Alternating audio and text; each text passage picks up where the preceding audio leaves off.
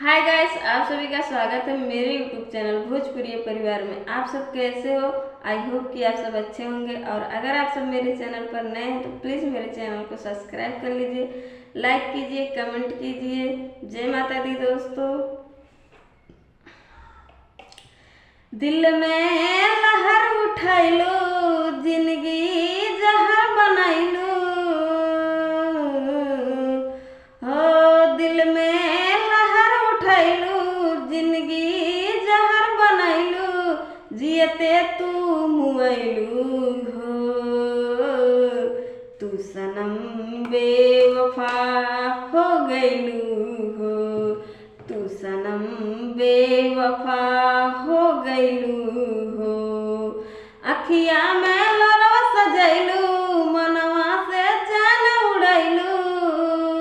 अखिया में लोरवा सजैलू, मनवा से चैन उड़ैलू। हमरा के कुह कैलू हो, तू सनम बेवफा हो गइलू हो। तू सनम बेवफा हो गइलू हो। प्यार के सुनर सपना सजा के साथ निभाना पैलू। 7 जन्म के वादा कई के आपन हाथ छोड़ैलू। प्यार के सुनर सपना सजा के साथ निभाना पैलू। 7 जन्म के वादा कई के आपन हाथ छोड़ैलू।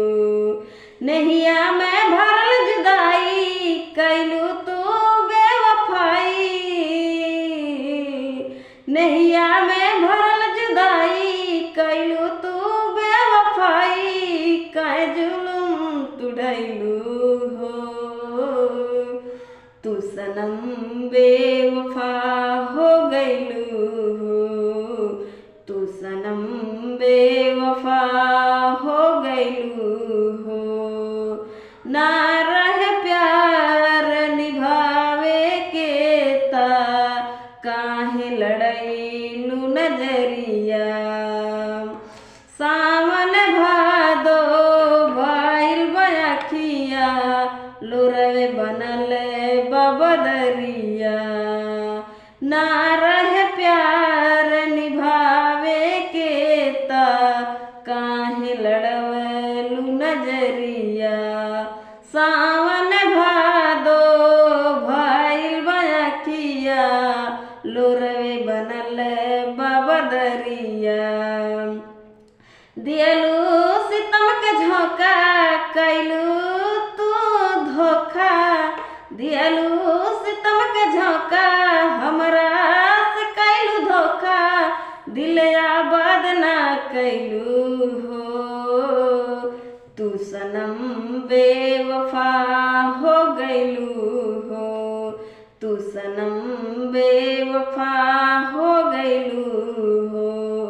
दिल में लहर उठैलू, जिंदगी जहर बनैलू।